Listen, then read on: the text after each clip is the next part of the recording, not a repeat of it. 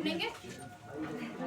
तो अभी मैं आपको बताने वाला हूँ, उसमें मैं बाबा साहब भीमराव अम्बेडकर आपको परिचय नहीं बल्कि उनकी कुछ ऐसी बातें बताऊंगा जो आपको अपने जीवन में डालनी चाहिए, क्योंकि मेरा नाम विराज है तो उससे आपको क्या करना। लेकिन आदमी अपने कार्य से सर्वश्रेष्ठ होता है, श्री कृष्ण ने गीता में तो श्रीमद् भागवत महापुराण में भी है। तो इसी बात को आगे मान के मैं आपको ये चीज बताता हूँ कि जो हमारा संविधान है जिससे हम सब लोग आज यहाँ पे बैठ पा रहे हैं, ठीक है। तो पहले क्या होता था कि जैसे हम मान लो साहिल भाई है और एक कृष भाई, अब कृष भाई मान लो ऊंची जाति के है, साहिल भाई नीचे जाति के, तो ये साहिल भाई नीचे बैठेंगे और ये कृष भाई यहाँ बैठेंगे, और कई जगह पे तो बैठने ही नहीं दिया जाता। फॉर एग्जाम्पल यहाँ पे अब ऐसा नहीं, अब यहाँ पे सब, इंडिया एक डेमोक्रेटिक कंट्री है, उसी हिसाब से यहाँ पे सब इक्वल है। कॉन्स्टिट्यूशन जो है वो हमें राइट देता है इक्वलिटी, ठीक है। कॉन्स्टिट्यूशन का मतलब ही है इक्वलिटी। और जैसा कि हम जानते हैं कि और जैसा कि हम जानते हैं कि हमारी एजुकेशन वो हमें सर्वश्रेष्ठ बनाती है। अब जैसे इंडिया की इकोनॉमी है वो भी हम देख रहे हैं कि बढ़ती भी जा रही है और कम भी, ठीक है।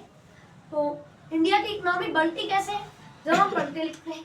लेकिन जब संविधान नहीं था तब कुछ लोगों को ये पढ़ने का अधिकार भी उनसे छीन लिया। लेकिन जब से संविधान लागू हुआ है तब से बहुत लोगों को पढ़ने का अधिकार मिला। जैसे जो पढ़ना चाहता था वो नहीं पढ़ पा रहा था, और कुछ लोग ऐसे थे जो पढ़ना नहीं चाहते, मतलब वो अपनी मौज मस्ती में लगे फिर भी उनको मतलब डर। लेकिन कॉन्स्टिट्यूशन ने सबको एक इक्वलिटी का राइट दिया है। और मेरे सुझाव एक है कि फॉर एजुकेशन, जैसे अगर कोई नहीं पढ़ता है तो उसके माँ बाप को सजा होनी चाहिए